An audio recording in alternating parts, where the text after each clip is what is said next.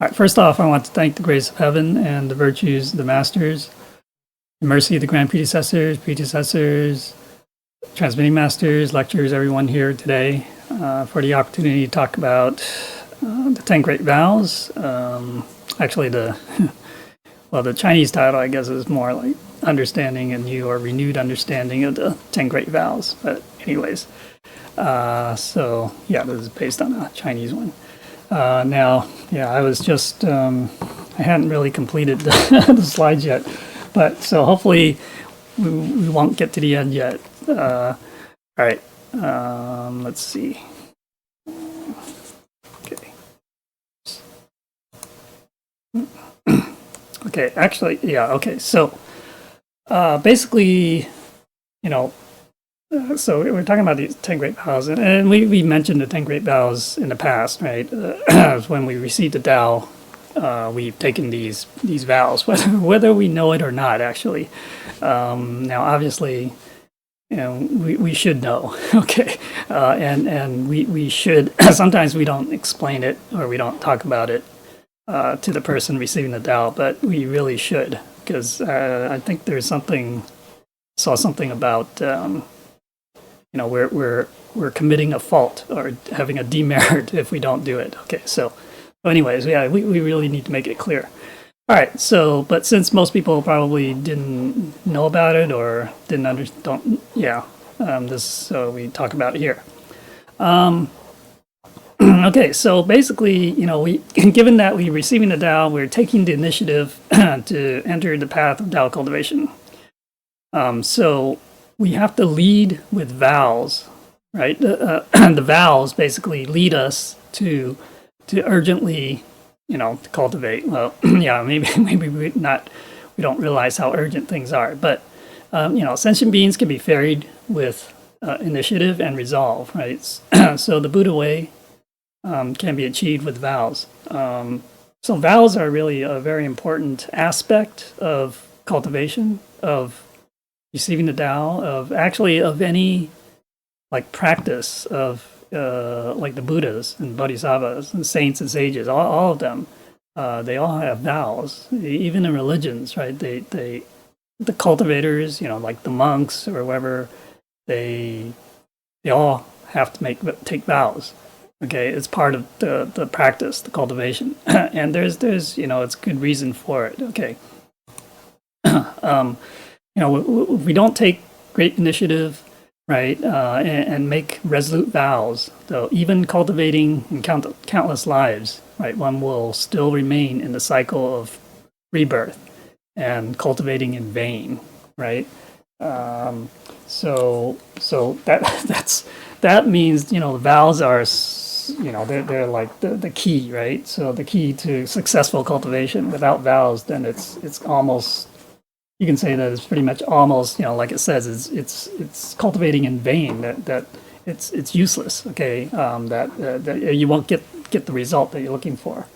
Okay, so that's the key. So why is this? Right, because if we don't take vows, right, it means that for the most part, for probably I don't know, most people, it means that we have insufficient faith and confidence, right? That we cannot enter more deeply into this path of cultivation, and one can fail when encountering trials, right? So any hardships that come up, then we immediately we give up, or and cultivation is in fits and starts, right? So it's like, when I feel like it, on a good day, I feel like cultivating. Bad day, I don't cultivate, and so I regress. Therefore, we can't succeed in cultivating the Tao, and that's, so that's, I think that, that's kind of most people basically are like that, right? So they probably don't have enough of that faith or confidence. The most people that we know who receive the Tao, well, already we see more than, I don't know, it's probably more than 90% of people who receive the Tao, we never see them again. So they're and they're just continuing their lives as usual, right? So obviously they don't have that faith in what this Tao is and what cultivation can do for them. So that's very important. We can't overemphasize the importance. Okay, and also you have people who they receive the Tao. Yeah, maybe they do come to the temple and they seems like they're learning and maybe they're trying to cultivate, but as soon as something bad happens to them in their lives, they say, well, why should this happen to me? And so they say, wait, I received the Tao to get blessings, right? So I should be blessed. Why should something bad happen to me? Then this is not right. This is useless. This is not true. Okay, so that's obviously it's a misunderstanding and not real understanding what karma, about karma. So obviously, so a lot of those people, and we encounter a lot of those people too. Something happened, and so they disappear. I mean, they don't cultivate anymore.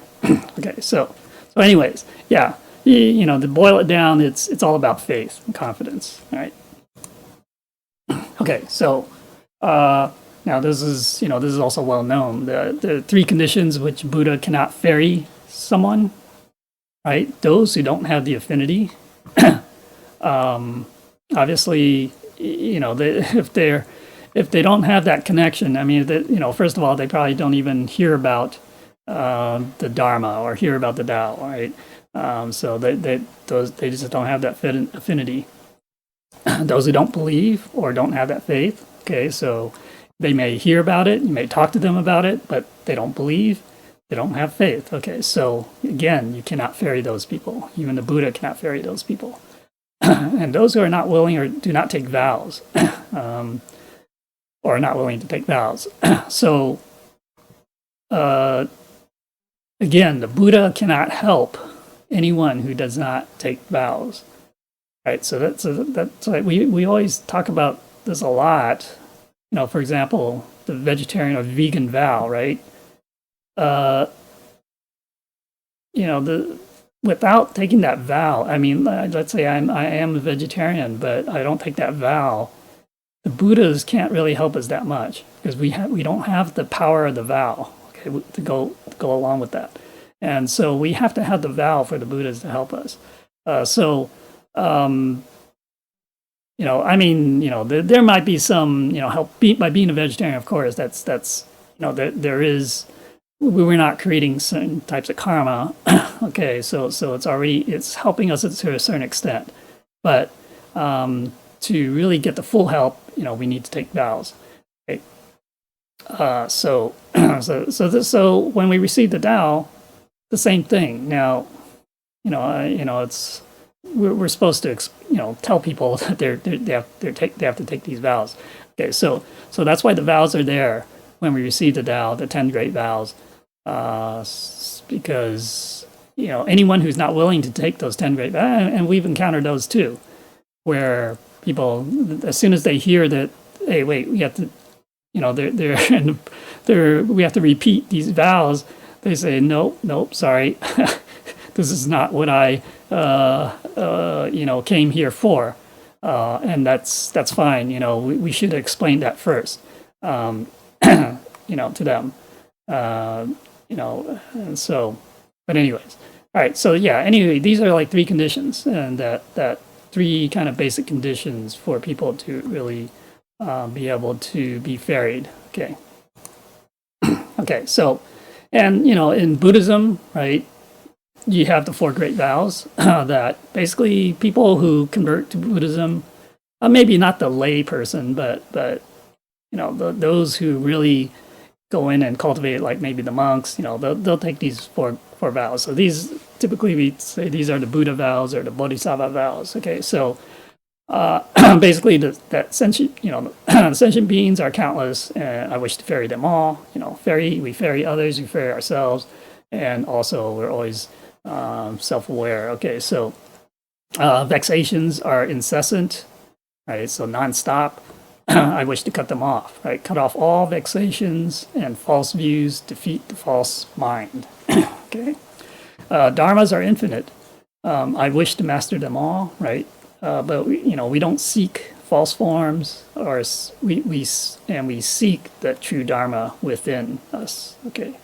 The Buddha enlightenment is unsurpassed. Basically the nirvana. Well, we typically say nirvana, but anuttara samyak sambodhi, right? I wish to attain it. Okay, so that should be our goal, is to attain the supreme enlightenment. Okay, and that's what the Buddha Sakyamuni did. He achieved that. And well, even though there are other Buddhas, right? Buddhas, like Guanyin Buddha or a holy teacher, Jigong Living Buddha. He did say that who knows how he may not be around to help us, forever, right? Before he attains basically nirvana, or this anuttara samyak sambodhi. So once he achieves that, he's like the Sakyamuni Buddha. He's no longer in this world. Okay, so so basically that is the ultimate. But that's what we should all be striving for, I guess. So it's like the confused and lost are sentient beings. To awaken is the Buddha. Okay, so always be awake and aware. It really is. It's there's no physical difference. It's all in the mind, heart and mind. Okay, whether we are awake or enlightened or confused, or whether we are being a sentient being or a Buddha. Okay, and obviously our actions also will reflect that. Okay. Okay, so when we receive the Tao, then right, we get this point transmission from the enlightened master. In this case, our transmitting master represents our holy teacher, right, Jigong Living Buddha, who has the mandate to transmit the Tao, the three treasures, to us. Okay, so, but this is not the same as converting to a religion, right? And this opportunity is actually very hard to come by. Although, today it seems, if I want it, I can walk into the temple and I can receive the Tao. But it's hard to come by because, well, we happen to be born in the right time when we can do that. Plus, we have the affinity from previous lives that we've established. That affinity that allows us to encounter this Tao, right? And because we've been also cultivating, practicing before, spiritual practice that allows us to want to receive the Tao. Okay, and also our you can say our karma too, because that's part of it. If we have really seriously bad karma, it may prevent us from receiving the Tao too. All right, so if we do not take vows to express our sincerity to God, then how are we qualified to request this precious Tao? Right, so it's, you can say it's a little give and take, right? I want this precious Tao so that I can transcend rebirth, transcend the cycle of rebirth, right? Life and death. So what am I willing to give in return? Right? Besides the merit fee. Merit fee is really nothing. Okay, so that's really it's really not much at all. That's like just a token. Okay, but really what we can the more important thing is our sincerity. Our true, genuine sincerity to show to God, and part of that is therefore taking the vows. Okay, so because since the ancient times, right, the Tao was not transmitted to just anyone. Seekers of the Tao, they first had to prove themselves worthy, right? So today, how do we prove ourselves worthy? I mean, the bar, you can say the bar has been lowered quite a bit. It's now on the floor. Okay, so there really is. It's like it's touching the floor. Okay.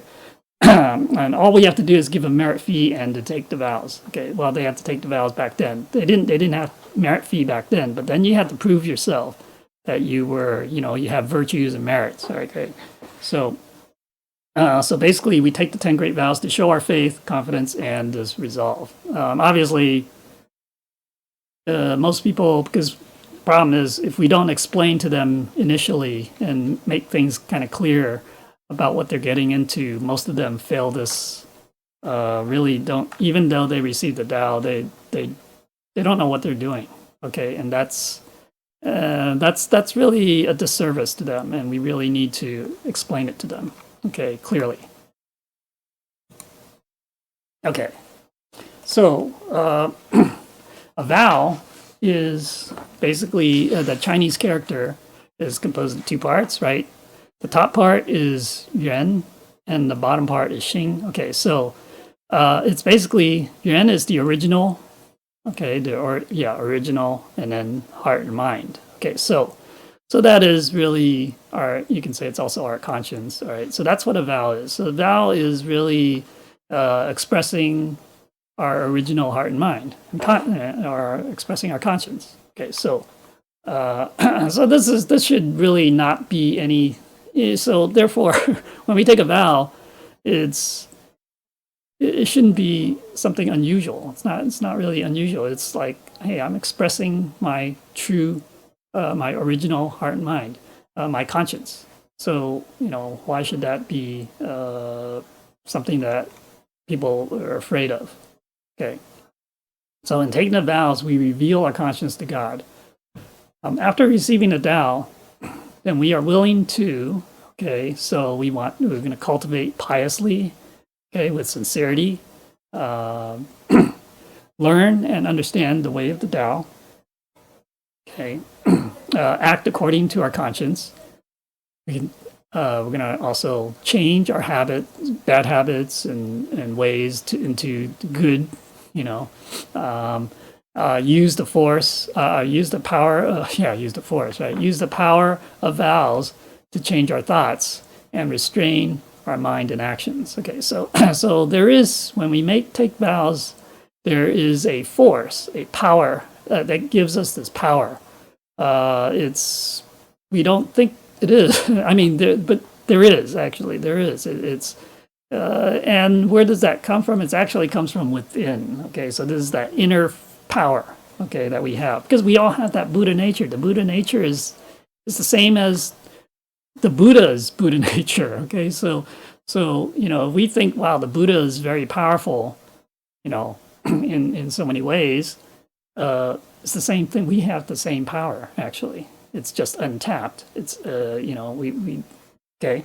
So now I also wanted to say that when we bury someone, we really do need to make sure that they are willing to take the vows and are able to cultivate. I mean, they may not be able to.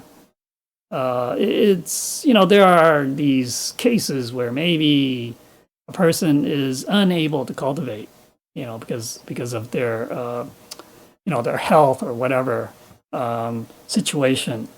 And so that has to be taken into account, whether they can be ferried. Okay, obviously, if they're not willing to take vows, then forget it. They can't receive Tao. Okay, so we did have an example. I can point to at least one example where someone who it was a English speaking person. Obviously, when you go through the ceremony, you don't know what's going on, right? It's all in Chinese, and we don't really explain what's going on. So, she received the Tao, and then later on, she realized she was told that she took these 10 great vows, whatever, and she got very upset because she didn't realize she was taking the vows. Okay, so so this is, and that.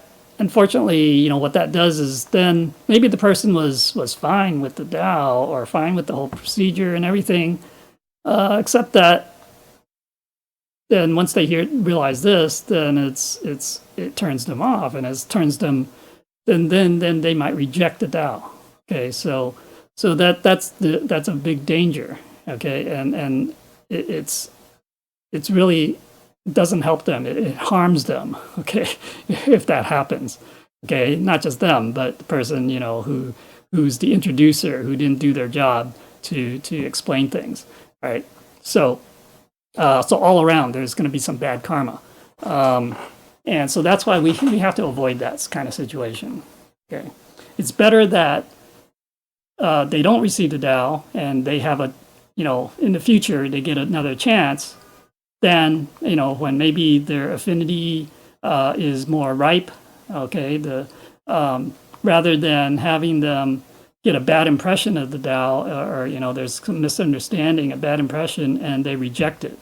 Because when that happens, then forget it. For this lifetime, they're not going to cultivate. In the future lifetimes, they're going to reject the Tao too. So that's just cutting them off from the Tao. So that's why when we do things, we have to use wisdom. Okay, we don't just say, hey, just grab any old person in and to have them receive the Tao. That has no wisdom. Okay. So a vow is kind of like a talisman. A talisman is kind of like a charm, a good luck charm, right? And so it can basically kind of protect us. You can say so we can avoid disasters.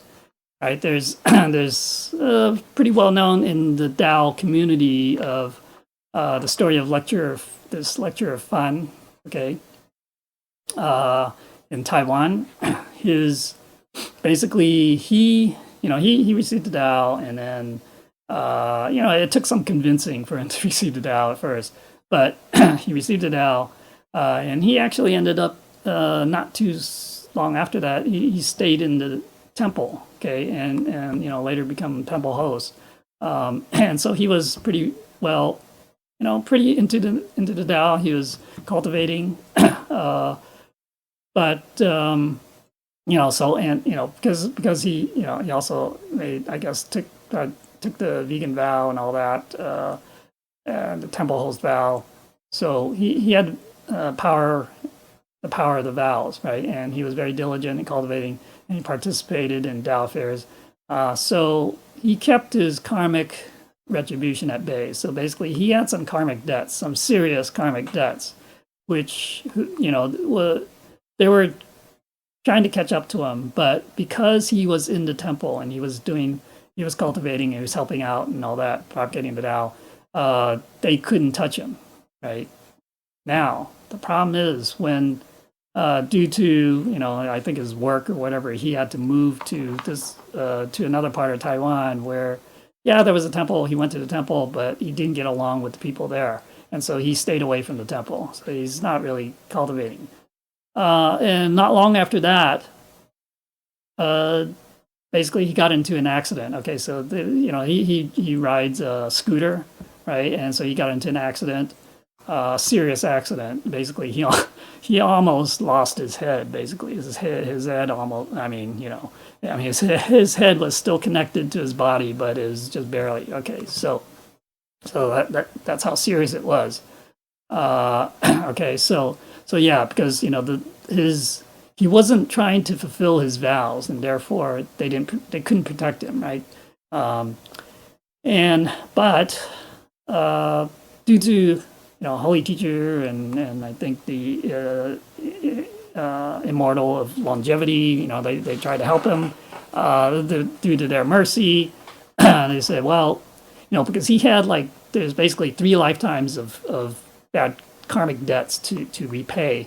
And so heaven allowed him to endure basically hell for 3 days instead of, paying it back over 3 lifetimes to repay those debts. And basically these are debts where he killed 3 people. Okay, so obviously, you can't repay that all in 1 lifetime. You have to pay that over 3 lifetimes. But because of heaven's mercy, he was able to pay back over 3 days only in the hospital. Okay, so basically he had to suffer, suffering in hell by over those 3 days. Okay.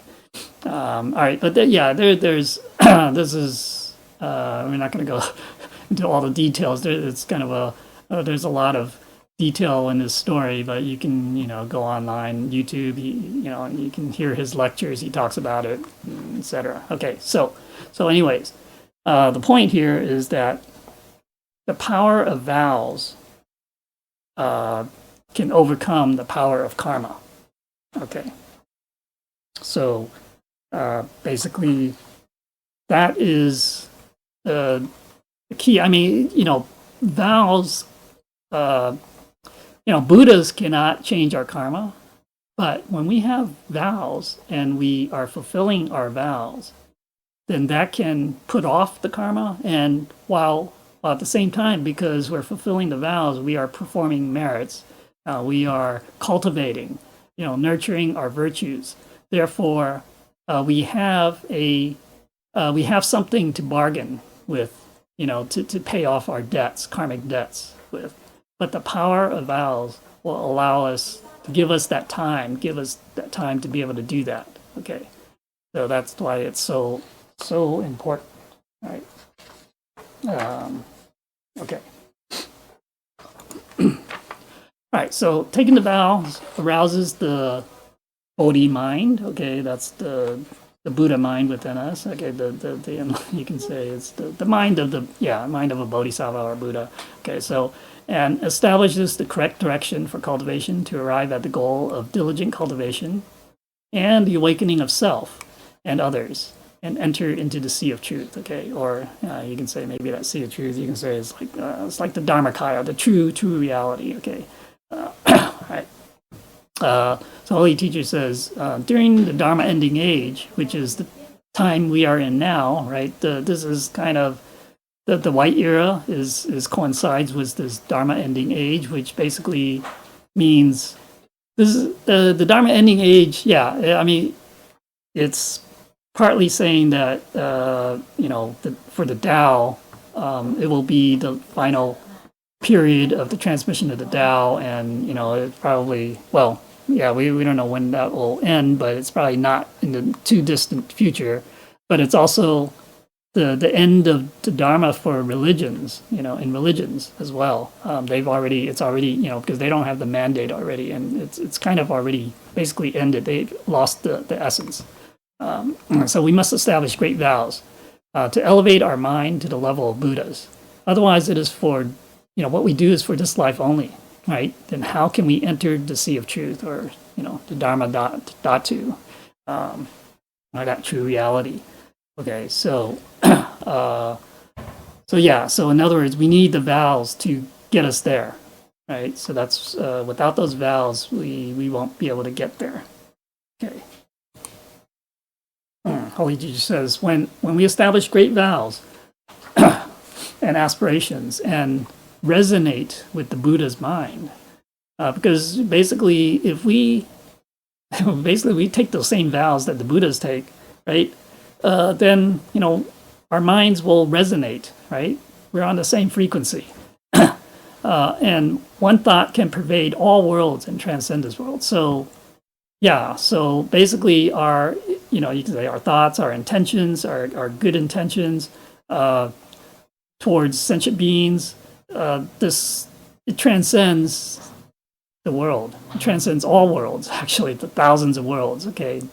Then, due to our sincerity, the sentient beings of all worlds can be immersed in the Dharma, and it's really worth rejoicing. So, this is there's a story of Buddha when he's speaking the Dharma. I think one of his disciples, I forget, it's either Mahakasyapa or whoever, they decided to travel into the far distant worlds to see if he can still hear the Buddha speaking the Dharma. And sure enough, he went to like the furthest world he can go to, and he still hears the Buddha's Dharma. So as long as our thoughts, our intentions are are according to the Tao, according to our true nature or Buddha nature, according to our conscience, then it transcends the world. Okay, and it would be it can benefit all beings everywhere. Okay, so the vows are the key to our final ascension. Okay, so basically our final ascension is to reach, to nirvana, basically, or the ultimate one is Anuttara Samyak Sambodhi, the unsurpassed enlightenment, okay, that the Buddha achieved, right? The Holy Teacher said our eventual achievement does not depend on the size of the Tao field, so the Tao field, the Tao community, how many places we've spread the Tao to, or whatever, the number of temples, or even less on the number of people when we're comparing to others. Okay, so obviously religions, if you like religions, they're everywhere. Okay, so you got billions of people who are in some one religion or another, but the Tao, people who are in the Tao, it's probably around the whole world. It's probably less than, I don't know, it's probably less than 100 million or so. I don't know. But it doesn't matter. And then within the Tao, we have different lineages, different lines, different groups. Okay, so we should not be looking at how big our Tao group is, or whatever our Tao line is, and number of temples, number of people. Yeah, this is these are all forms, anyways. Okay, so rather it depends on whether we actually cultivate, observe the precepts, eliminate greed and disputes, and have the skill to harmonize in order to complete our mission. Right, so that's what Holy Teacher and basically the Buddha's heaven is looking at. That ultimately, it's not about the numbers. Okay, it's not a numbers game. Okay, so if it's a numbers game, then it's not the Tao. Okay, you might say in religion maybe that it becomes a numbers game, but in the Tao it cannot be that. Okay. Okay.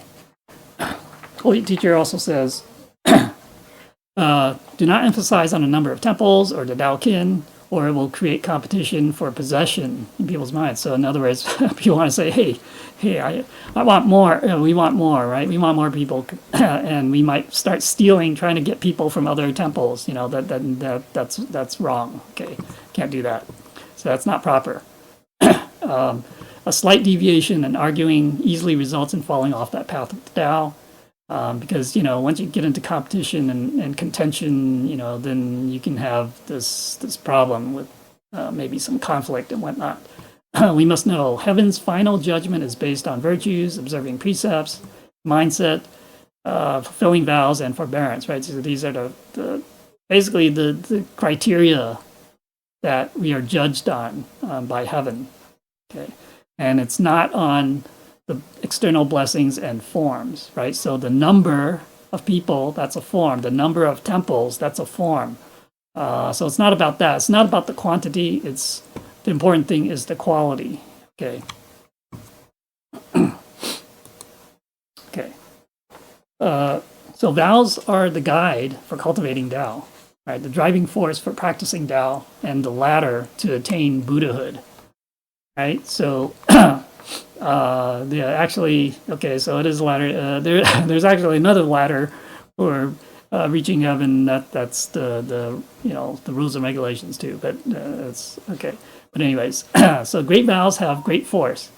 Okay, so small vows have small force. So depending on the size or the greatness or whatever of our vows, then that will give us that amount of force, power. Okay, so if we cultivate without vows, our goal is unclear. Right, a vow you can say it's kind of also like a goal, setting a goal, right, for us. So if we don't have that vow, then we're not really clear what we're trying to achieve, and that can change too from day to day. He says it's kind of like a rudderless boat without a rudder, or a horse without reins, right? So how can we arrive at the other shore, right? So basically we can't control our direction. And so we may not be able to get to that other shore of enlightenment. Without the force of vows to keep us going, when we encounter difficulties and hardships, we inevitably will regress or retreat from the Tao. Okay, so again, it's kind of like this almost a symbiotic type of relationship. We have to have the confidence, and then we have to take vows, right? And then that will help reinforce that confidence or the faith, okay, to keep us going whenever, because we all will encounter difficulties and hardships. It's a question of how much, the degree of those difficulties and hardships. Okay, so so we don't want to, when we, just like I was mentioning earlier, people, something happens and they kind of give up on the Tao, they give up on cultivation. We don't want that to happen, because then it's really kind of, we wasted this great opportunity to transcend. To be able to return to leave this samsara that we're in. Okay. So here are the achievement of the ancient cultivators and bodhisattvas is because of their vows. Okay, so you've probably seen before, the like Amitabha Buddha, right? He vowed, he made 48 great vows, and one is to enable everyone to enter the Western paradise, right? If you recite his name, his title, wholeheartedly, basically, for your whole life, then you could probably be reborn into his this Western paradise, his world, basically. Avalokitesvara, or Guanyin, right, had 12 great vows, and one of them is to basically rescue or save sentient beings who call for help, right? So that's one of her, you can say, her calling card, so to speak. That she can hear, she will listen, and hear the cries of sentient beings, and she will try to help them. She also made another vow too that's also well known, is that basically she will not become a Buddha until there are no more sentient beings, right? So that's like sounds like the impossible vow, but because she made, that's such a great vow, there's great force in there. Okay, so Siddhigarbha is the same thing, right? He's the Buddha in the underworld, right? He vowed 72 great vows, and he vowed not to enter nirvana or achieve that final enlightenment until the underworld is empty of souls. So obviously that's also, as long as there are sentient beings, the underworld is going to have souls. Okay, so same as Avalokitesvara's vow, this is probably going to be effectively forever. Okay, all right. And in Manjushri, Bodhisattva took 141 great vows, and Samantabhadra took 10 great vows. Okay, so now it's obviously it's not in the number of vows. Okay, it doesn't matter. You can just make one vow, and it could be a great vow. Okay, so it's not the number of vows, but obviously the more vows you have, the greater the force. Okay, so and of course we don't just take vows just to say, okay, that's great, so I'll take as many vows as I can, but if we don't try to achieve them, fulfill them, then it's useless. Okay, so again, we don't take vows if we don't think, if it's something that we don't have the confidence to do, then we probably should not take the vow. Okay, because certain vows, like the vegetarian vow, the vegan vow, right, we have to, that one we cannot say, I'll try it. And if I can't succeed, if I slip, fall off the wagon, so to speak, and start eating meat or whatever again, that's no good. That's not allowed. So so the vow, we have to be able to complete it, fulfill it. All right. Okay.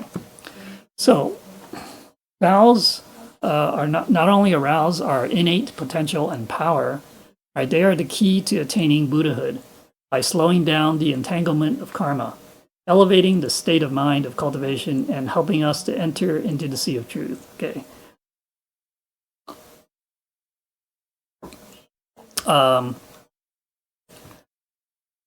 Again, that power, that potential is within us because we have that Buddha nature. The Buddha nature is the same in the Buddha, in all sentient beings. So we have that same potential, the same power is there. We just have to unlock it. Okay, so and by having these vows, by fulfilling, in the process of fulfilling the vows, we can reduce our entanglement in karmas, okay, and entanglement with karmas. Okay, so just like the story of lecture Fan, basically that we can kind of you can say put it off or block it for a while until we can resolve it with other means like our merits and virtues. Okay. Okay. So now we get to the 10 great vows. Okay, so this is what we took during the receiving, when we received the Tao.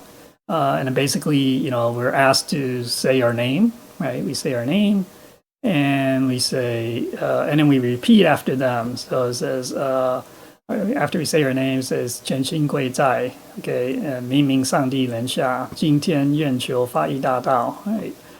信理真传, 求道以后. And then, we'll talk about each individual vows, but, the first two vows, which are basically, you can say they're the positive, spoken in a positive way, and then ruyo, and then the next 7 vows or 8 vows after that, which are kind of couched in the negative. Okay, so that we don't do. All right, and then it says 愿受天选为主. Okay, so basically in English, it says my name. Sincerely kneel before the altar of God. Today I seek the Fa Yi great Tao. Okay, so this Tao, when we say there's a Fa Yi in front of it. This Fa Yi is our group, the Tao group that we're in. So under the Tao group Fa Yi, there's a whole bunch of, I think, I forget, there's like 13 or 15 different lines.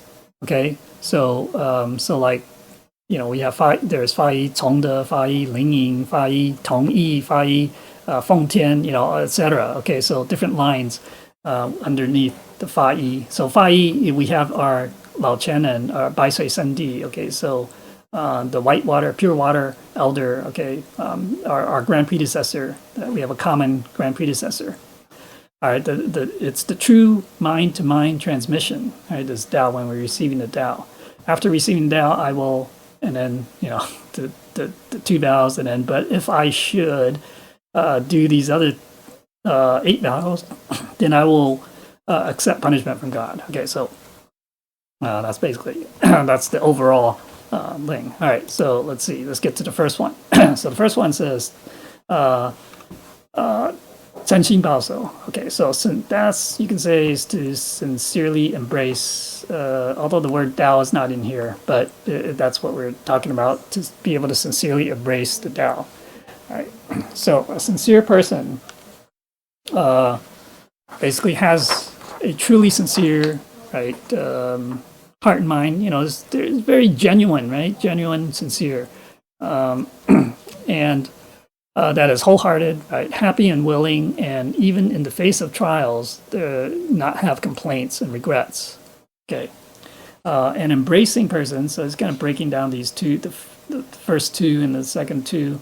An embracing person also always holds to the original or the pure heart and mind, and is always cautious, embraces the Tao, and follows and practices until the end. Okay, so so here right away, there's already a problem. A lot of people, when they receive the Tao, they don't meet this qualification. Actually, they aren't sincere, and that's why you never see them again. And so that is unfortunate, And it also means that we didn't do our job when we brought them to receive the Tao. We didn't explain clearly, so there's some issue here where it's the introducer.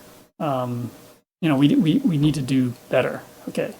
All right. I think it's worse off because what happens is they take these vows, but they take it without sincerity. Okay, they're just paying lip service. They're just saying the words without really meaning it, and then therefore that's a problem. For them, and so I think it's again not helping them. Okay, it's doing a disservice to them to do that. Especially, because then they're not going to fulfill their vows. And so if we can't fulfill our vows, we're definitely not going back. Okay, we can't transcend this life and death cycle, right? Okay, so this is so an example like Zhenzi. Okay, so Zhenzi, right, confuses disciples. He received the Tao. After receiving the Tao, he was very cautious with his words and actions. Okay, so it's like he's walking on the edge of a cliff or on thin ice. Okay, and then Yanhui, also the young disciple of Confucius, he was always keep everything in mind, all the the guidelines, instructions, and everything, and he would never forget. Right, Mencius is the same way.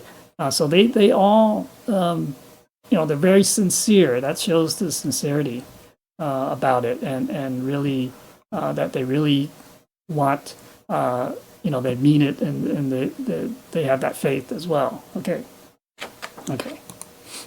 Okay, so Holy Teacher says, when sincere and upright, the heart and mind is free and at ease, right? The mind is the master source of all changes, and all things become empty. Okay. Hold firmly to the purpose of Tao, to awaken the spirit. Guard the Tao heart and perform merits to eliminate selfish desires. Okay, so basically what he's saying is, a person of sincerity, or a person in good faith will not be self-deceiving, right? They're not going to be deceiving themselves or fooling themselves into doing something. Okay, so when the true nature is the master, right? When our true nature, our Buddha nature is the master, then how can we not be free? Okay, we want to pay attention to our mind, right? The second one, we pay attention to our mind because it is the master of all of our actions, okay? And it's the source of blessings and disasters, right? So everything is originating from our mind. Whether we get blessings or whether we meet with disasters or misfortunes, it's all starting from our mind. Okay, so we have to be careful. And also we have to realize that all material things, everything is all forms. Well, they're all empty, really. So we should just act according to affinity, right? Sui-yan, affinity. And we don't want to force things. We don't want to try, say, this is like, again, the numbers, right? It's like, I'm trying to get as many numbers as possible. We have to follow the affinity, go with the affinity, right? The affinity, if the affinity is not there, you can't force it, all right? Cultivation has a purpose, right? Do not deviate from it, right? In stillness, we ferry ourselves, okay? So when we're not, like during this pandemic period, well, now it's kind of opening up a little bit more, and there's also the vaccine, so, but before, it's everyone's afraid to go out, right? So during that time, we ferry ourselves, we cultivate ourselves, okay? But in motion, so when there's the opportunity, and we can ferry others. Guard the Tao heart, and cultivate deeply. Okay, so and then eliminate selfish desires to broaden our heart and mind. Okay, so again, the Tao heart is kind of the antithesis, the opposite of the selfish heart and mind. Okay, so we want to perform merits and to eliminate the selfish, the self, the ego part. Okay, so Buddhas or saints, some saints say that cultivation without sincerity is just passing the time in confusion. So we have to be sincere in our. In other words, if we're just we say we're cultivating, but it's kind of like only on the surface, and it's not. It's kind of going through the motions only. There's no sincerity behind it.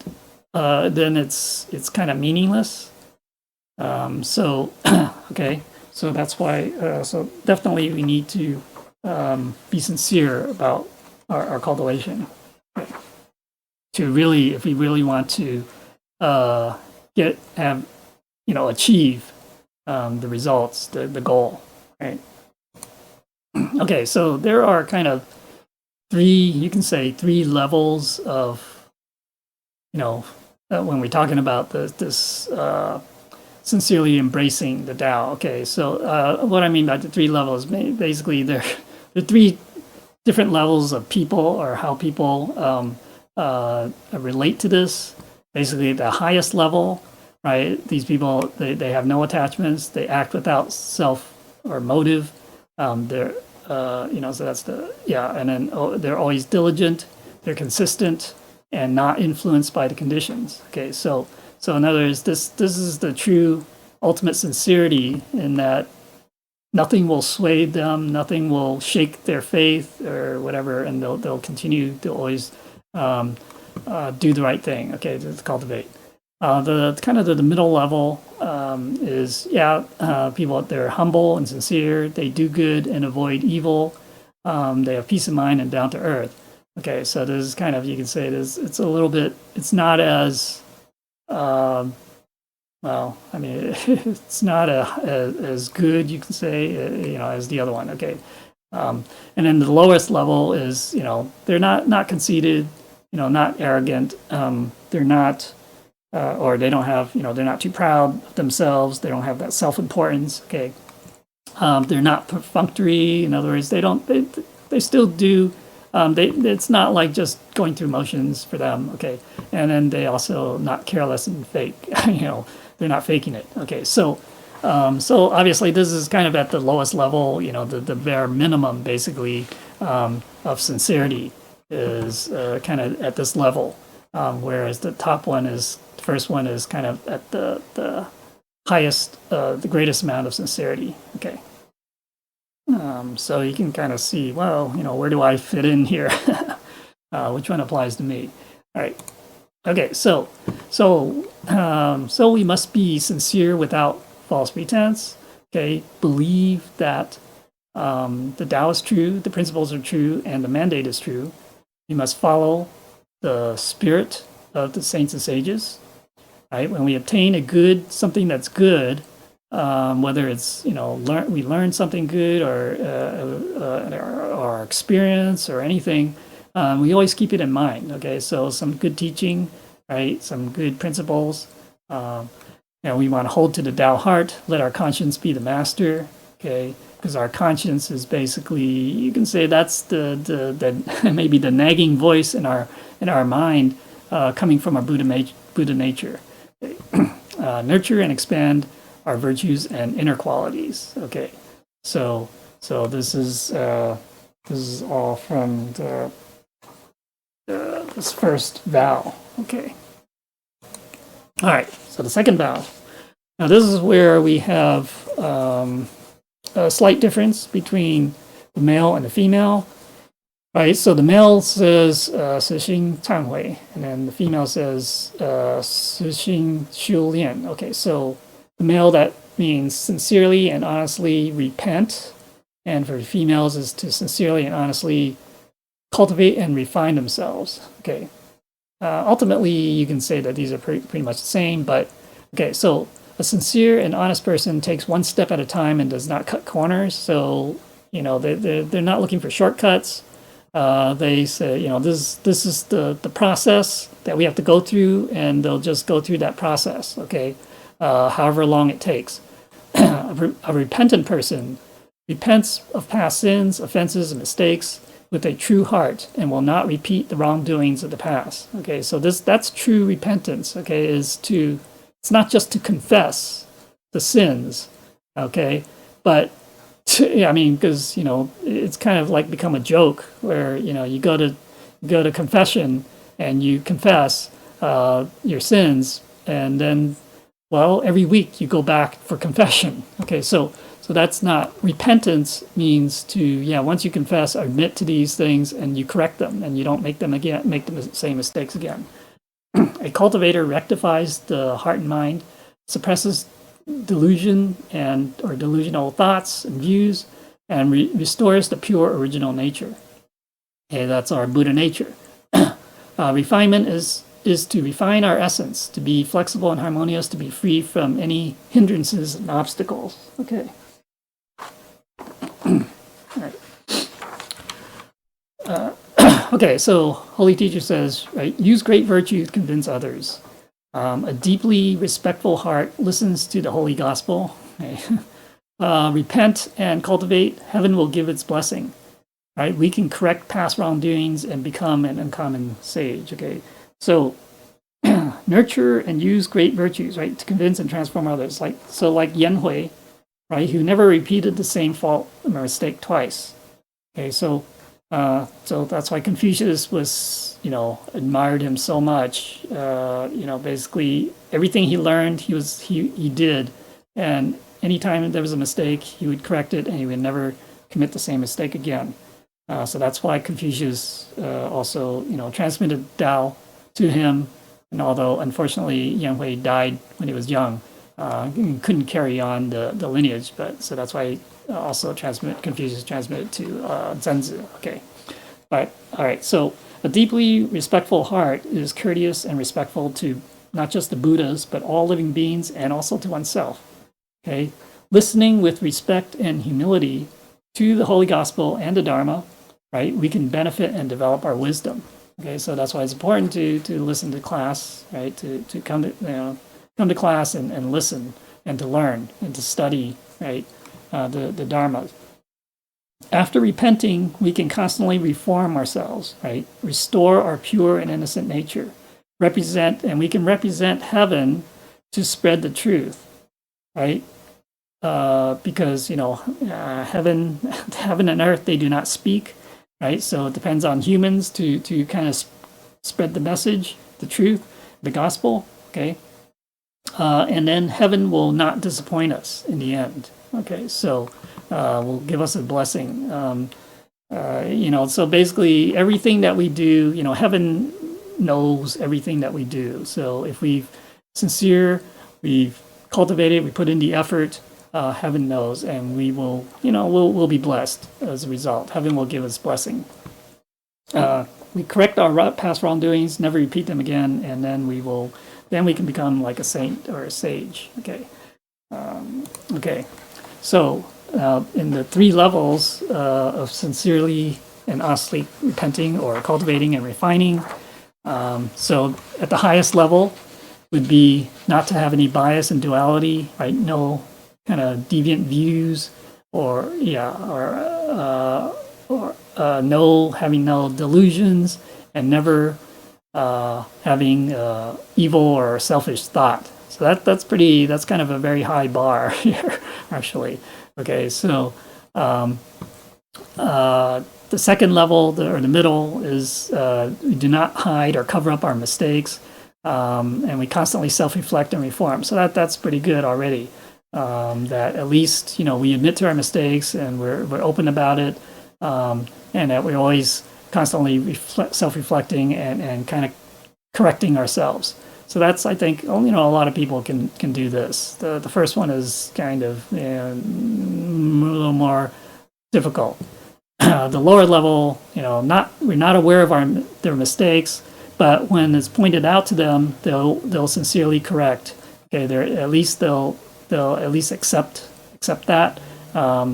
and then we'll not put on a false appearance, but we'll bravely admit to the mistakes, right? So at least this is like the minimum level. So if we can't do this, we can't even admit to our mistakes when it's pointed out to us, then there's a problem. We can't fulfill this vow. Okay, so again, look at these things and see if we actually can fulfill, each of these vows by seeing if we at least meet the lowest, you can say the lowest bar, the lowest,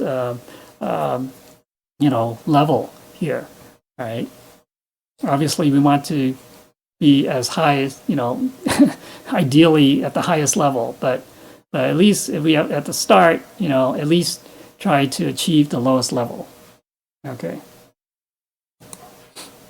Okay, so although repentance and cultivation are different, in practice they share the same, sincere, basically in what the male and the female are saying, they both have the sincere and honest in the vow.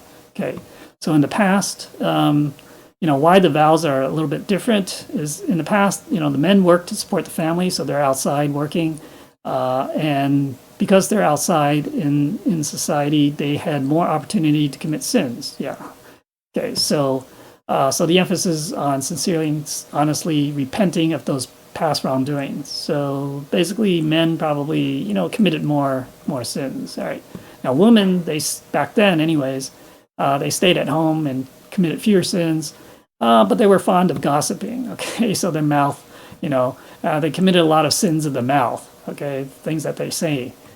So the emphasis is on sincerely and honestly cultivating and refining oneself. Okay, so it's kind of more of a subtle difference. One is kind of external sins. One is more, you can say maybe internal, whatever. Okay, but basically this the same idea. All right. I mean, it basically, this is not to say that men only need to repent. They don't need to cultivate and refine themselves. No, it's the same thing. We still have to cultivate and refine ourselves. Women also, besides cultivating and refining, they also have to repent too. Okay, maybe less, but they still have to repent, right? Okay, so now, so that's the first two, right? So those first two are, things that basically what we're going to do. The next 8 will be what we don't do. Okay, so basically, so it says, if I happen to do these things that I shouldn't do, then I will accept punishment from God. Okay, so let's see, maybe I think we should probably stop here before we continue. I think this is probably a good place to break here, and then we'll probably continue next. We'll continue with this next week. All right. Okay. So that being said, if I had made any mistakes, said anything wrong, I asked the Buddhas for forgiveness and asked Master Masters and lecturers for their corrections. Oh, I also wanted to mention last week when I talked about, let's see, what was it? Well, there were 2 things that one needed to make a correction. Well, one is talking about the Jiushen Jizu, right? The 9 levels of descendants or generation descendants and 7 generations of ancestors. I just kind of used the general term, just one word term, just say ancestors first to make it simple. It's a little bit more complicated than that. I mean, but when you try to get try to explain in too detail, then there could be some, it kind of opens up for other questions or about it. But it's actually, to be more technically correct, it's what it refers to is not just in this life, but in our previous lifetimes are the same thing. Our ancestors and descendants. Okay, so but then so that gets complicated. You can't really calculate a number because there's overlap, right? I could have been my own ancestor from before. Okay, so and so it gets complicated. And without knowing, exactly, where we were in previous lives, it's impossible to really calculate all that, right? The other thing was the 100 vows, right? At the end of the Dragon Scroll, right? I did mention that, yeah, normally we don't see, and we don't do the 100 vows. It's the people receiving the Tao don't do the 100 vows. Okay, so the transmitting masters, because they're reading this document, they're making the request, and so they're supposed to make the 100 vows afterwards. Okay. So anyways, that just to clarify that. All right, so any questions about today's topic? Comment, lecture time. Yes. Last screen, we talked about changing to not really last one. Not really the punishment from the God. It's the punishment is from our conscience, our own conscience. So sometimes our conscience feels bad. We did not follow all these 10 great vows. Not really God will punish us. Well, okay, yeah. It's not like you can get hit by lightning. Okay, so it's not like that. But God, our conscience is God. Okay, so basically this, actually, okay, maybe I don't know if I may talk about this later on, but basically, okay, so if we don't fulfill these vows, basically, yeah, you can say, our conscience will bother us. Yeah, okay. But also the punishment also, well, yeah, maybe punishment is not the right word, but we will suffer the consequences one way or another. In other words, if we don't fulfill our vows, we can't go back. We can't go back to heaven. So, we can't transcend the cycle of life and death. So you can say that's part of our punishment. Okay, so, but it's not like it's not like a capital punishment, any kind of punishment like that. It's just that we'll suffer the consequences. Let's put it that way. So maybe we want to add some conscience. Yeah. And then go back to in the beginning of the slide, 无怨不妒. Oh, 无缘不妒啊. 无怨. Oh, wow. Oh, yeah. Oh, they don't make vows. Yeah. Wait, where was that? One more. Oh, yeah, this one. The last one, 无怨不妒, that means a lot of people not really focus. They may not even vow. A lot of people not have vow because their affinities are not mature. So sometimes I always so wish their affinity will come early as possible. They will make vow. Here is sometimes the affinity of vow not mature. Right? Not really, they don't. Some people they don't.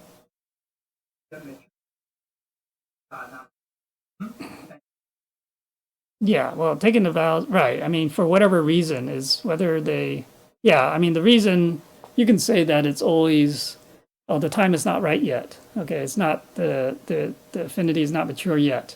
But you can say that for all sentient beings that, they haven't received the Tao, but their maturity is, their affinity is not mature yet. Okay, so that certainly applies. But yeah. Okay, yeah, thank you.